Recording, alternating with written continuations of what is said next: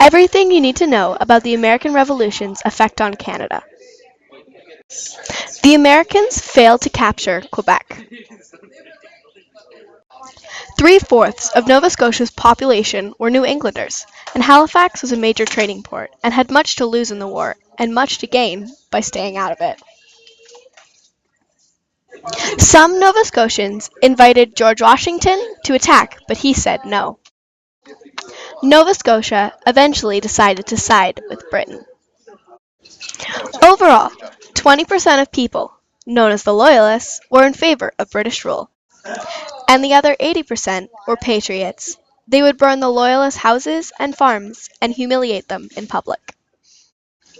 When the Revolution ended, the Treaty of Paris was signed, and some Loyalists took Britain's offer of farmland in Quebec. 80,000 to 100,000 people left their homes and moved to new land. Some moved to Quebec, some moved to Ontario, and some people continued on even further in search of new homes. At the time, 500,000 African Americans were in the 13 colonies. Most of those were slaves. Britain offered freedom to the slaves if they crossed the border from the 13 colonies over to Britain. Some slaves became soldiers, cooks, and they also had other jobs. In Quebec, slaves were brought by the Loyalists when they moved into Canada, but slavery was abolished in 1834. The First Nations thought that they had to pick sides during the war, either the Americans or the British. In the end, the Haudenosaunee decided to stay neutral, but Joseph Brant, who was the leader of the Mohawk tribe, decided that he should fight. He visited England as an ambassador. He secured land in Quebec for the First Nations. They just had to fight for the British during the war.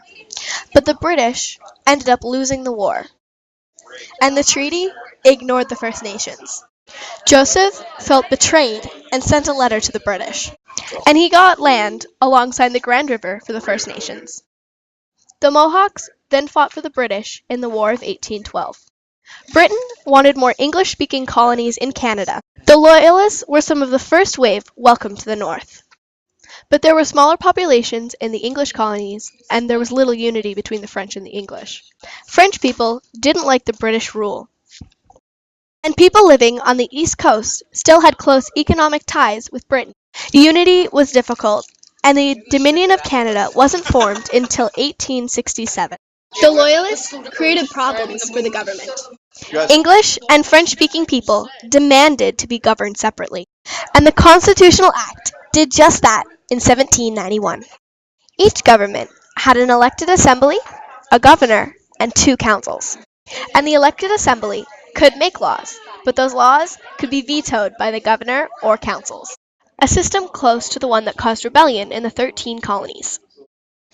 And that's how the American Revolution changed North America and created Canada.